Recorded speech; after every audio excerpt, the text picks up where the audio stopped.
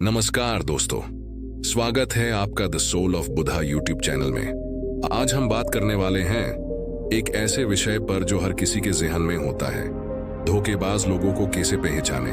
बहुत समय की बात है, एक गांव में धनीचंद नाम का एक व्यापारी रहता था। उसकी गिनती शहर के अमीर व्यापारियों में होती थी, लेकिन अब वह केवल नाम का सेठ रह गया था। उसका बिजनेस बंद होने की कगार पर आ गया था। बिजनेस में हुए घाटे की वजह से उस पर लोगों का बहुत ज्यादा कर्जा पड़ गया था। उसके दिन अब गरीबों की तरह कट रहे थे और उसकी हालत का कारण उसका स्वभाव था। वह बहुत ही शांत स्वभाव वाला व्यक्ति था। वह दूसरों की बातों पर बहुत जल्दी यकीन कर लेता था, इसलिए उसे मूर्ख बनाना बहुत आसान था। चतुराई उसके अंदर थी ही नहीं, लोगों ने उसके सरल स्वभाव का फायदा उठाकर उसे इस हालत में पहुंचा दिया था।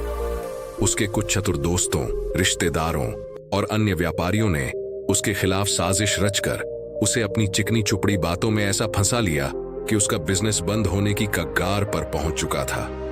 धनीचंद सेठ इन चालाक लोगों की बातों को समझ नहीं पाया था, लेकिन अब वह अंदर से टूट चुका था। अब उसे अपनी गलतियों का एहसास हो रहा था।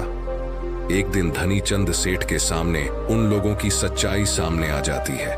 वह सोचता है कि जिन लोगों को वह अपना समझता था, उन लोगों ने ही उसे धोखा दिया है, जिसके कारण सेठ हमेशा अपनी हालत के बारे में सोचता रहता और खुद को कोसता रहता।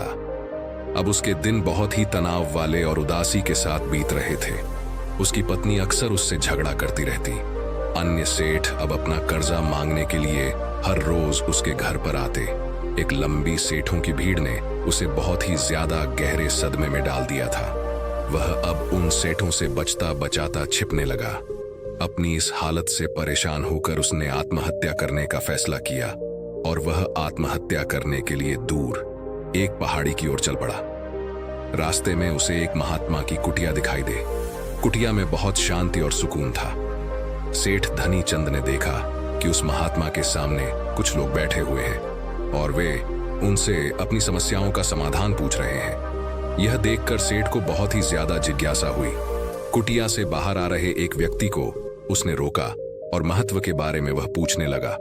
उस व्यक्ति ने सेठ धनीचंद की ओर देखा और कहा कि वह महात्मा आसपास के सभी गांवों, कस्बों और शहरों में बहुत ही ज्यादा प्रसिद्ध है।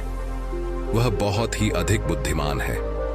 वह लोगों की बड़ी बड़ी समस्याओं को चंद मिनटों में सुलझा देते हैं। वह लोगों के मन की बात जानने और उनके झूठ को पकड़ने में माहिर है, क्योंकि उन्होंने मानव स्वभाव के बारे में गहराई से अध्ययन किया है और इसे समझने में उन्होंने महारत हासिल की है। वह किसी को भी अपनी बात पर सहमत करने के लिए चुटकियों में सहमत कर लेते हैं। इसलिए ड्यूसी उन्हें चतुर बाबा के नाम से भी जाना जाता है। वह व्यक्ति सेठ धनीचंद की ओर देखकर कहता है, अगर आपको भी कोई समस्या है तो आप उनसे समाधान पूछ सकते हैं। यह कहकर वह व्यक्ति वहां से चला जाता है। इसके बाद वह सेठ चुपचाप लोगों की भीड़ में बैठ गया और अपनी बारी आने का इंतजार करने लगा। भीड़ को खत्म होने में शाम हो गई। अब सेठ की बारी थी। उसने महात्मा को प्रणाम किया और दुखी मन से अपनी सारी घटना के बारे में बता दिया। वह महात्मा सेठ की बातों को बहुत ध्यानपूर्वक सुन रहे थे और फिर शांत स्वर में उत्तर दिया, इंसान को इतना शरीफ नहीं होना चाहिए कि वह हर किसी की बातों पर विश्वास कर ले और जो लोग कहे वही करना शुरू कर दें। हर व्यक्ति के अंदर इतनी समझ और चतुराई का होना बहुत जरूरी है, इसलिए नहीं कि वह दूसरों का फायदा उठा सके या उन्हें बेवकूफ बना सके, ताकि वह खुद को दूसरे चतुर लोगों की चालों से बचा सके, खुद को नुकसान से बचा सके और दूसरे जरूरतमंद लोगों की मदद कर सके। इतनी बातें कहने के बाद महात्मा अब कहते हैं कि अब मैं आपको समझाऊंगा कि आप लोगों से जो चाहते हैं वह कैसे प्राप्त कर सकते हैं। तुम्हें कुछ ऐसे तरीके सिखाऊंगा जिनका उपयोग तुम लोगों और परिस्थितियों को नियंत्रित करने के लिए कर सकते हो। इसके अलावा तुम्हें यह भी पता चल जाएगा कि धोखेबाज लोगों को कैसे पहचानें और उनसे खुद को कैसे बचाएं। एक साधारण व्यक्ति कैसे समझदार व्यक्ति बन सकता है। ध्यान रहे, जो मैं यहां तुम्हें सिखाने वाला हूं उसका इस्तेमाल किसी गलत काम के लिए नहीं करना, लेकिन अपनी और दूसरों की सुरक्षा के लिए। बस मेरी बातों को ध्यान से सुनो। हम जिस दुनिया में रहते हैं वहां आपको कुछ लोग चतुर मिलेंगे, जो अपनी आजीविका चलाने के लिए भोले भाले लोगों का इस्तेमाल करते हैं। अब आप इन लोगों को कैसे पहचानते हैं जो अधिक बातें समझते हैं? आपको उन लोगों पर ध्यान देना चाहिए, क्योंकि ये लोग विश्वास की कमी को पूरा करने के लिए बहुत सारे शब्दों का उपयोग करते हैं। आपको उन पर ध्यान देने की कोई आवश्यकता नहीं है, क्योंकि वे अपने झूठ की वजह से आपको बेवकूफ बनाने की कोशिश करते हैं। जो लोग एक ही बात को बार बार कहते हैं वह झूठे हो सकते हैं। ऐसे लोगों के कई उदाहरण हैं ताकि आप उनकी चिकनी चुपड़ी बातों पर भरोसा कर सके। जिस व्यक्ति से आप बात कर रहे हैं उसे जानने का असली तरीका यह है कि आपको वह जो कुछ भी कहते हैं उसे एक बार दोबारा अवश्य सुने। जिस तरह से वे अपनी कहानी सुनाते हैं उससे आपको पता चल जाएगा कि वह सही है या नहीं। दूसरी बात, यदि आप किसी ऐसे व्यक्ति को जानते हैं जो दूसरों से झूठ बोलता है तो आप उस पर कभी भी भरोसा न करें, क्योंकि जो व्यक्ति दूसरों से झूठ बोलता है वह निश्चित रूप से आपसे भी झूठ ही बोलेगा। साथ ही आपको ऐसे लोगों से सावधान रहना चाहिए जो दावा करते हैं कि उनके पास पहले बहुत पैसा था जो अब डूब गया है, जिससे पता चलता है कि जिससे बात कर रहे हैं वह झूठ बोल रहा है। हाँ, ऐसा हो सकता है कि एक बार उसके पास पैसा था लेकिन अब वह है दिवालिया हो चुका है। बुद्धिमानी इसी में है कि ऐसे व्यक्ति को कभी भी पैसों से समझौता नहीं करना चाहिए। जो व्यक्ति खुद के पैसे को संभालने में कमजोर हो सकता है उस व्यक्ति से सलाह लेना बुद्धिमानी नहीं है। आपको ऐसे अयोग्य लोगों से भी सावधान रहने की आवश्यकता है, क्योंकि अगर कोई व्यक्ति महत्वपूर्ण चीजों की देखभाल करने में सक्षम नहीं है तो ऐसे लोग अपने बिजनेस या काम को संभाल नहीं सकते हैं। एक समझदार व्यक्ति अपनी जरूरी समस्याओं पर अधिक ध्यान देता है, बेकार की चीजों पर नहीं।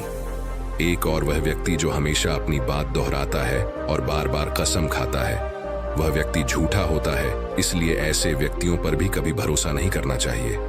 दूसरी ओर, अगर आप चाहते हैं कि कोई व्यक्ति आपके साथ अच्छा व्यवहार करे तो आपको हमेशा अपनी इच्छा के अनुरूप परिणाम मिलेंगे, जो कि गलत है।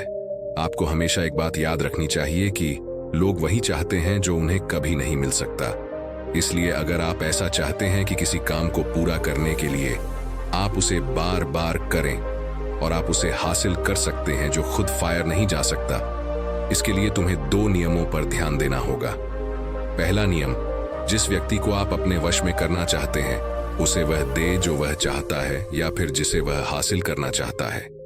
दूसरा नियम, उस व्यक्ति को तब तक देखें अब जब तक वह आपके नियंत्रण में आ जाता है।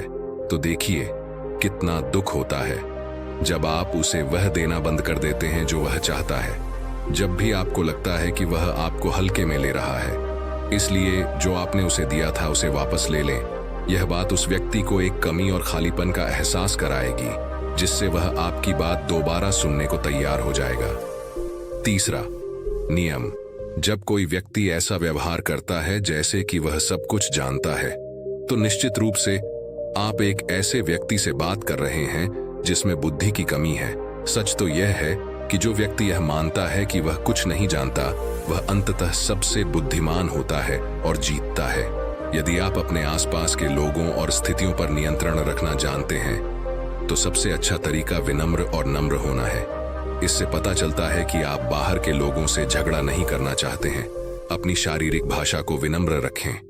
एक बार जब लोगों को पता चल जाए कि आप बहुत कुछ जानते हैं, आपकी सफलता और विफलता का उपयोग आपके विरुद्ध किया जाएगा। आपकी असफलता पर आपका अपमान होगा और आपकी सफलता पर लोग आपसे नफरत करने लगेंगे। और जब आप लोगों के सामने यह दिखाते हैं कि आप सब कुछ जानते हैं, तो लोगों को समझाने की तरकीब अधूरी रह जाती है। लोग आप पर उनका उपयोग करने का आरोप लगा सकते हैं और वे आपको अपनी योजना के साथ आगे बढ़ने का मौका दिए बिना ही मना कर देंगे। लोग हमारे निर्दोष, अज्ञानी और विनम्र होने के कारण हम पर संदेह नहीं करते हैं कि हम उनसे काम ले रहे हैं। जो व्यक्ति अपनी भावनाओं और जज्बातों को छुपाने में माहिर होता है, वह दूसरे लोगों को आसानी से अपने वश में कर सकता है। जब लोगों को लगेगा कि आप विनम्र हैं और झगड़ालू स्वभाव के नहीं हैं, तो वे आगे आकर आपकी मदद करना चाहेंगे और शायद तब वे आपको अपने बारे में जानकारी देंगे जिसका उपयोग आप उन्हें नियंत्रित करने के लिए कर सकते हैं। और वे आपको यह सारी जानकारी देंगे क्योंकि उन्हें यकीन है कि आप उनसे नहीं लड़ेंगे। जो व्यक्ति यह मानता है कि उसके अंदर सुधार की गुंजाइश है, तो उसके सफल होने की संभावना कई गुना बढ़ जाती है। व्यक्ति के अंदर विनम्रता इसलिए भी आती है क्योंकि वह सोचता है कि उसे बहुत कुछ सीखना है, लेकिन जो व्यक्ति यह सोचता है कि वह बहुत कुछ जानता है, वह आसानी से मूर्ख बन जाता है। साथ ही एक गृहस्थ होने के नाते आपको इस बात पर भी ध्यान देना चाहिए कि आपका पैसा कहां जा रहा है, और उस मेहनत की कमाई को तब तक खर्च न करें जब तक आपको उस पैसे के बदले में वह न मिल जाए जो आप चाहते हैं। इसका मतलब यह है कि अगर आप सामान लिए बिना पैसे देते हैं तो धोखा मिलने की संभावना बढ़ जाती है। ऐसा भी हो सकता है कि अगर किसी ने आपका पैसा पहले ही ले लिया है तो वह अपना वादा नहीं निभाएगा। इसीलिए सुरक्षित रहने के लिए उस व्यक्ति को पैसे देने से पहले सावधानी बरतें। जो चीज आप उससे पाना चाहते हैं उसे प्राप्त करें। चौथा नियम, लोगों को समझाने का सबसे अच्छा तरीका यह जानना है कि आप किसका मन बदल सकते हैं और किसका नहीं। यह 100% सत्य है कि आप किसी के मन को अपने अनुसार तब तक नहीं चला सकते जब तक वह आपको पसंद न करता हो। इसलिए जो लोग आपको पसंद करते हैं और आपका सम्मान भी करते हैं, उन्हें अपने तरीके से चलाने की कोशिश करें, लेकिन सही चीजों के लिए इस बात का ध्यान रखें। यदि आप किसी ऐसे व्यक्ति के मन में हेर फेर करने का प्रयास करते हैं जो आपको पसंद नहीं करता है, तो ऐसे में आपका सारा समय और धैर्य बर्बाद हो जाएगा। इसके अलावा जब भी आप ऐसे व्यक्ति को बदलने की कोशिश करेंगे तो वह आपसे बहस करेगा। चाहे आप कुछ भी करें, आप कभी भी ऐसे व्यक्ति के मन को नहीं बदल पाएंगे। आपको अपनी बहस शुरू होने से पहले ही प्रयास करना बंद कर देना चाहिए और याद रखना चाहिए कि केवल आप ही उन लोगों को बदल सकते हैं जो आपको पसंद करते हैं और आपका सम्मान करते हैं। इसलिए यदि आप किसी को बदलना चाहते हैं, सबसे पहले इसके साथ अच्छे संबंध स्थापित करें। चतुर व्यक्ति को फायदा होने वाला है, तो ये थे वो तरीके जिनसे आप लोगों को अपनी बात मनवाने के लिए इस्तेमाल कर सकते हैं और चतुर और धोखेबाज की पहचान कर सकते हैं। इन तरीकों का पालन करके आप उन सभी लोगों से बच सकते हैं। धनी चंद सेठ को सभी प्रश्नों के उत्तर मिल गए।